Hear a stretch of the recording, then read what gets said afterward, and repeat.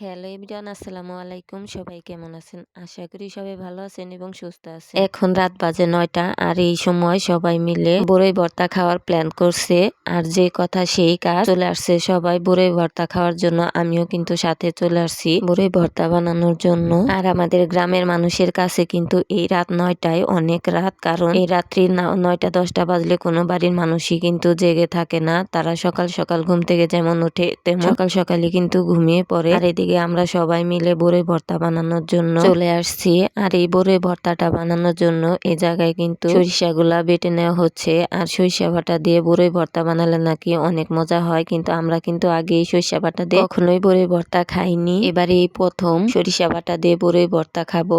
আর এই জায়গায় কয়েকটা কাঁচামরিচও দিয়ে দিছে। এত পরিমাণ কাঁচামরিচ দিচ্ছিল যা দেখে আমি তো ভয় পেয়ে গেছিলাম যে এগুলো কিভাবে খাবে, কিন্তু পরে কিছুটা কাঁচামরিচ কমিয়ে রাখা হয়েছে। আর আমার দেখা মতে কোনোদিন কিন্তু এভাবে রাত্রে বরই ভর্তা খাওয়া হয়নি। আর এইবারই ফার্স্ট টাইম আমরা এভাবে রাত্রিবেলা বরই ভর্তা খাওয়ার প্ল্যানটা করি। আর এই প্ল্যানটা করারও একটা কারণ আছে, কারণ আমাদের বাড়ির সকল বাচ্চারাই স্কুলে চলে যায়। আর স্কুল থেকে আসতে আসতে বিকেল 4টা বেজে যায়। আর তখন তো আর বরই খাওয়ার সময় থাকে না। তাই আজকে আমরা এই প্ল্যানটা করছি, কারণ সবাই মিলে যাতে বরইটা রাত্রিবেলা খাওয়া যায়। আর এই বরই ভর্তাটা কিন্তু আমাদের বাড়ির সবচেয়ে বড় সদস্য আমার আম্মা জান এই বরই ভর্তাটা করছে। আর আমার আম্মা জানের কিন্তু কাজের অনেক আগ্রহ, কিন্তু আগ্রহ থাকলে কি হবে, সারাদিন স্কুলে থাকে। আর স্কুল থেকে আসার পরে তেমন সময় পায় না, আর তেমন কাজ করাও হয় না। আর আজ যেহেতু অনেক বায়না করছিল, তাই এই ভর্তাটা করার জন্য দিছি। আর আমি কিন্তু একটার পর একটা দেখিয়ে দিচ্ছিলাম যে আগে সরিষা বাটো, তারপর কাঁচামরিচ আর ধনিয়ার পাতাগুলাও বেটে নাও। আর এদিকে বড়িগুলা থেতো করার সময় সবার নাকি অনেক লোভ লাগছিল